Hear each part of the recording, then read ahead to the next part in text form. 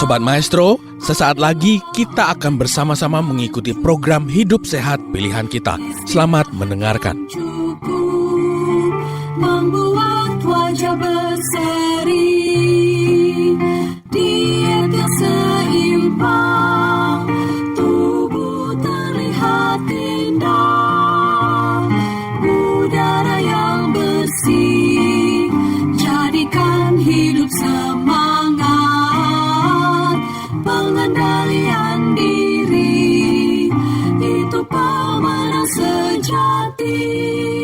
Hidup sehat, anugerah Tuhan. Hidup sehat, sangat berharga. 10 hukum kesehatan. Kadang-kadang juga dokter kalau lihat kasus-kasus kenapa mungkin masih beredar, apa mungkin karena mereka juga tidak merasa bahwa mereka itu memiliki TB kali ya dok ya, jadi batuk dianggap biasa. Nah, apakah dokter bisa maksudnya memberitahu kepada pemirsa juga, ini gimana nih supaya tanda-tanda yang bagaimana supaya memang langsung cepat untuk bisa diperiksa gitu, diperiksakan segera, atau bahkan mereka yang di sekitar orang tersebut kan. Siapa tahu ya dokter merekanya sakit tapi mereka sendiri juga nggak ngerasa sakit nih dok. Ya, bagaimana dokter? Apakah ada tanda-tanda tertentu yang ini harus langsung diperiksa nih ke rumah sakit seperti itu? Kira-kira gimana dok? Ya. Jadi dalam TBC, perjalanan penyakit TBC ini ada yang namanya ada dua fase. Yang pertama fase tuberkulosis aktif, itu yang tadi kita cerita di awal, pasien TB batuk mengeluarkan kuman lalu terhirup oleh seseorang, kemudian dia terinfeksi, menunjukkan gejala, diperiksa dahaknya positif, dia disebut dengan tuberkulosis aktif. Nah, ada namanya tuberkulosis fase laten. Nah, ini yang tadi Dewi bilang dia nggak bergejala tapi ternyata dia menyimpan kuman TB dalam parunya. Jadi pada saat seorang itu batuk, kuman itu juga masuk ke tubuh orang yang sehat, tapi karena dia mempunyai sistem kekebalan tubuh yang bagus, nah penyakit ini tidak menginfeksi, tuberkulosis ini tidak muncul, tidak ada gejala. Pada saat dilakukan pemeriksaan, dia hasil pemeriksaan dahaknya negatif.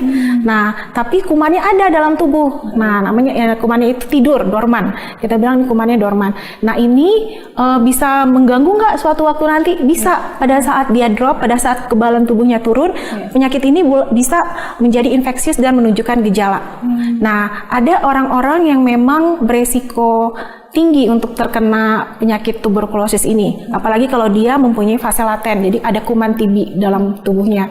Nah, itu yang pertama itu orang-orang yang memang terpapar setiap hari, misalnya orang serumah. Nah, makanya kalau orang ketahuan TB, orang serumahnya diperiksa, karena memang kontaknya kan penularannya cepat. Lalu orang-orang yang merawat pasien TB, misalnya perawat atau nurse aid yang home care gitu ya, nah itu juga harus di-screening, beresiko. Lalu orang-orang dengan tadi saya bilang anak-anak dan lansia. Nah, karena kekebalan tubuhnya lemah, mereka juga beresiko, apalagi kalau ada dalam fase laten, mereka harus segera deteksi. Lalu ada pasien-pasien dengan HIV. Nah, ini pasien-pasien dengan HIV ini mendapat perhatian khusus dari pemerintah karena memang kasusnya banyak sekali, ada TB, ada HIV, masih ada HIV, ada TB. Nah, bahkan ini menjadi program pemerintah seperti di Rumah Sakit Advent. Nah, itu kalau ada pasien dengan HIV dan dia mendapatkan pengobatan, dia pasti akan kita screening untuk TBC-nya. Nah, jadi lalu pasien dengan penyakit-penyakit kondisi klinis medis seperti penyakit gula, DM, atau pasien dengan autoimun seperti lupus, kanker, nah itu juga beresiko. Seperti tadi HIV dapat perhatian khusus, nah sekarang tuh dari pemerintah lagi digalakan untuk pemeriksaan screening TB pada pasien DM. Nah, ternyata kasusnya banyak dilihat pada pasien DM itu ternyata ada TB, atau pada TB ternyata ada DM, mereka saling terkait. Ya, mungkin ini terkait kondisi di mana kalau orang sakit gula kan gulanya tinggi ya, dan seperti kita tahu gula ini media yang baik untuk kuman bertumbuh.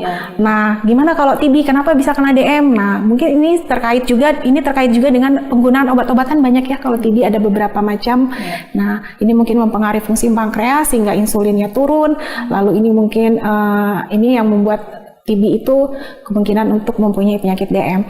Nah, tadi jadi bagaimana kita tahu nih kita kemungkinannya TB atau enggak ya? Nah itu kalau kita sama kayak COVID mungkin ya, kalau kita ada riwayat kontak, ada riwayat kontak dengan pasien TBC, atau kita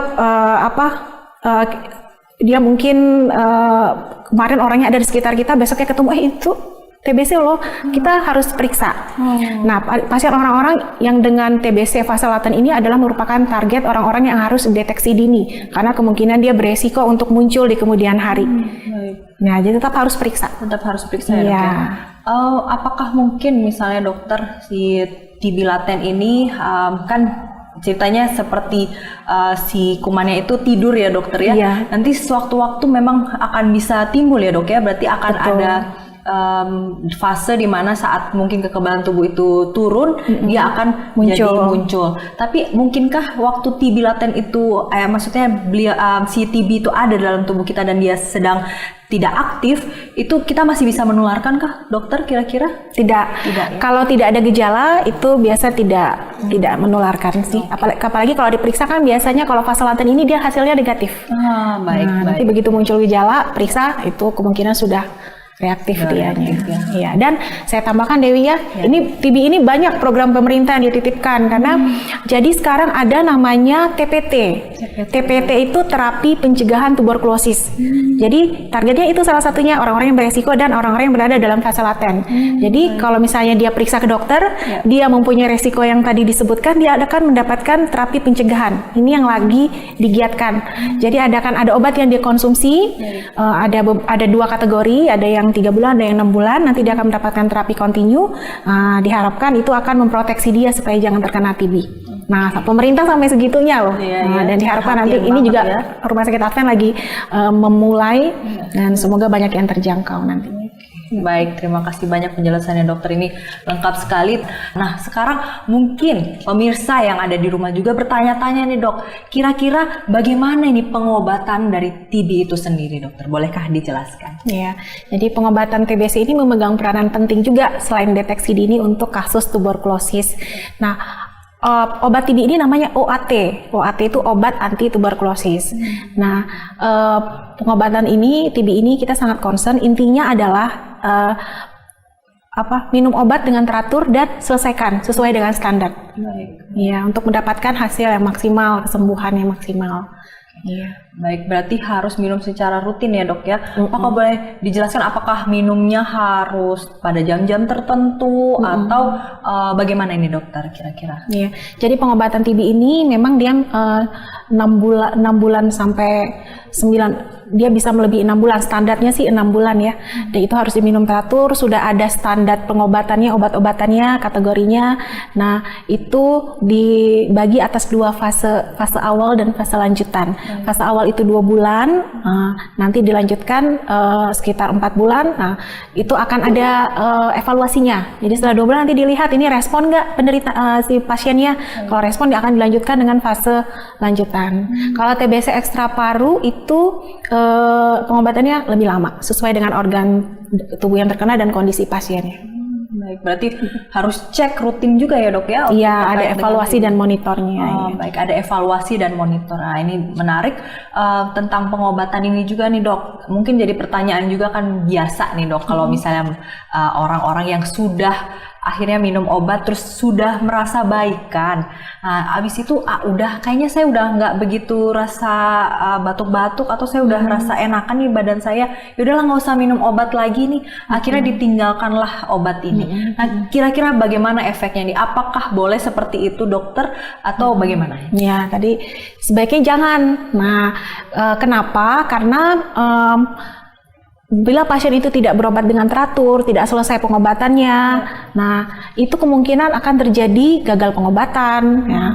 Jadi pasiennya nggak sembuh atau resisten. Nah, resistensi obat ini yang kita takutkan salah satunya karena nanti nyari obatnya susah. Nah, kan sudah ada standarnya. Kalau misalnya itu kalau misalnya itu resisten, kita harus cari obat yang cocok buat pasiennya dan itu tidak banyak pilihan. Nah, terus kemungkinan dia untuk kambuh. Nah, jadi ya sebaiknya sih jangan sampai berhenti. Justru kalau misalnya dia sudah minum obat itu dan merasa enakan, justru bagus, berarti kan dia berespon baik. Ya teruskan sampai sesuai standar minimal 6 bulan kayak gitu. Berarti harus patuh ya dok. Harus patuh minum obat itu. Sobat Maestro, Anda baru saja mendengarkan program Hidup Sehat Pilihan Kita. Terima kasih atas kebersamaan Anda. Istirahat yang cukup membuat wajah berseri.